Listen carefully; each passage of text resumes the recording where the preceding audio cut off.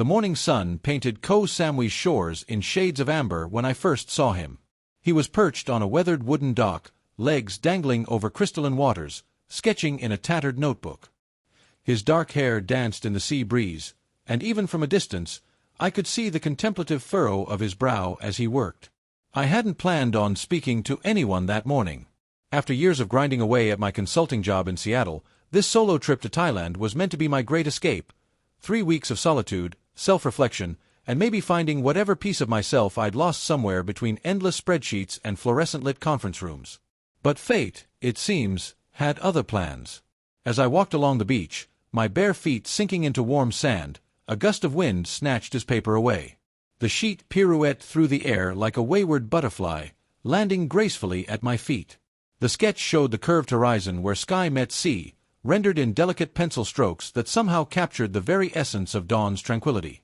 "That's incredible," I said, carefully picking up the drawing. He jumped down from the dock with the agility of someone who'd done it 1,000 times before. "Thanks," he replied, his English carrying a slight Australian lilt, though I'm not sure if I caught the light quite right. "I'm James," I offered, extending the paper back to him.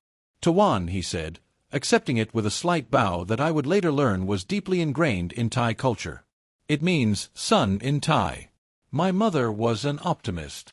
His smile was warm and knowing, as if sharing an inside joke with the universe. That chance encounter turned into breakfast at a nearby cafe, where Tawan told me he was an environmental scientist studying coral restoration in the Gulf of Thailand. He spoke about his work with such passion that his eyes lit up, hands gesturing animatedly as he explained the delicate balance of marine ecosystems. "Want to see it?" he asked suddenly. "See what?" "The coral nursery. I'm heading out there this morning anyway." He must have noticed my hesitation because he added, "Unless you had other plans?" I thought about my carefully crafted itinerary, the temple tours I'd booked, the cooking class I was supposed to attend. "No plans," I heard myself say. "Show me your world." Hours later, I found myself on a small research boat, wearing borrowed snorkeling gear as Tawan pointed out the underwater structures where baby corals were being cultivated. Below the surface, it was like entering another planet, one where time moved differently and the weight of corporate deadlines couldn't reach me. Tawan moved through the water with graceful efficiency, checking on his coral babies, as he called them. When we surfaced, he explained how each tiny fragment represented hope for the reef's future. "Sometimes the smallest things can make the biggest difference," he said, and somehow I knew he wasn't just talking about coral anymore. Days began to blur together. My carefully planned solo journey transformed into something else entirely. Tawan showed me a side of the island tourists never see: hidden waterfalls where we cooled off in the afternoon heat, small villages where grandmothers served us spicy som tam that made my eyes water, secret beaches where we watched the sun sink into the horizon while sharing stories of our vastly different lives. He told me about growing up in a small fishing village, about his father who still went out with the boats every morning, about choosing education over tradition and the way it both worried and proud his parents. I told him about my own journey, coming out to my conservative family in Michigan, throwing myself into work to prove I could succeed on my own terms, and eventually realizing success felt hollow without something real to share it with. "You're brave," he said one evening as we sat on that same dock where we'd first met. The stars above us seemed close enough to touch. I laughed. "Says the guy who swims with sharks." "That's not bravery," he replied, his voice serious. "That's just knowledge. Bravery is being truly yourself in a world that often wants you to be something else." 10 days into my stay, I canceled my flights to Bangkok and changed my return ticket to Seattle. Tawan never asked me to stay, but the look in his eyes when I told him made my heart skip several beats. We fell into a routine that felt both exciting and comfortable. Mornings were spent at his research sites, where I learned to help with basic tasks, proud whenever I could be useful. Afternoons were for exploring or sometimes just talking for hours in small cafes, learning each other's stories, dreams, and fears. In the evenings, we'd often join his colleagues, other researchers and conservationists from around the world, for dinner and drinks at local spots where tourists rarely ventured. It was during one of these evenings that I realized I was falling in love. Tawan was explaining something about marine policy to a new intern, his face animated with passion, occasionally running his hand through his salt-tousled hair. The way the warm light caught his profile, the gentle strength in his hands as he gestured, the kindness in his eyes, it all hit me at once. This wasn't just a vacation romance. This was something real, something that terrified and thrilled me in equal measure. But reality has a way of asserting itself. As my revised departure date approached, the weight of our situation became impossible to ignore. My life was in Seattle, my job, my apartment, my carefully constructed world. His life was here, tied to the sea and his vital research. "What are we doing?" I asked him 2 nights before I was scheduled to leave. We were walking along the beach, the moon casting long shadows across the sand. "Living," he replied simply.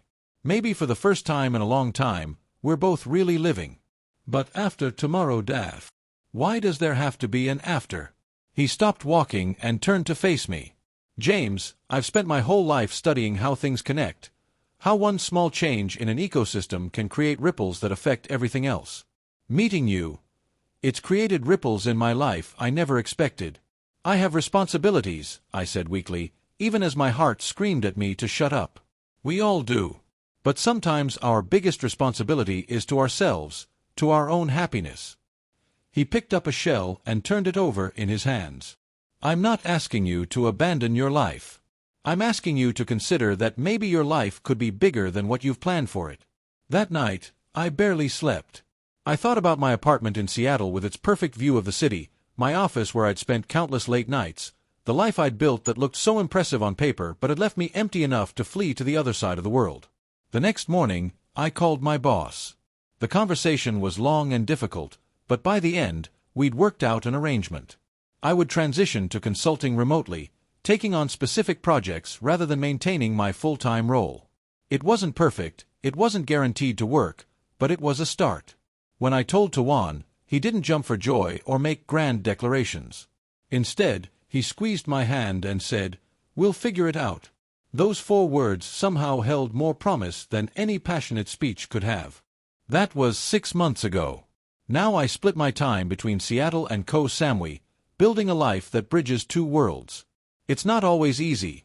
There are cultural differences to navigate, logistical challenges to overcome, and moments of doubt when the distance feels overwhelming. But then I'll watch Tawan dive into the sea to check on his corals, or catch him sketching the sunrise with that same concentrated expression I first saw, and I know that some chances are worth taking. My carefully planned solo vacation didn't go at all as expected. Instead of finding myself, I found something better. I found someone who helped me see that sometimes the best parts of life are the ones we don't plan for.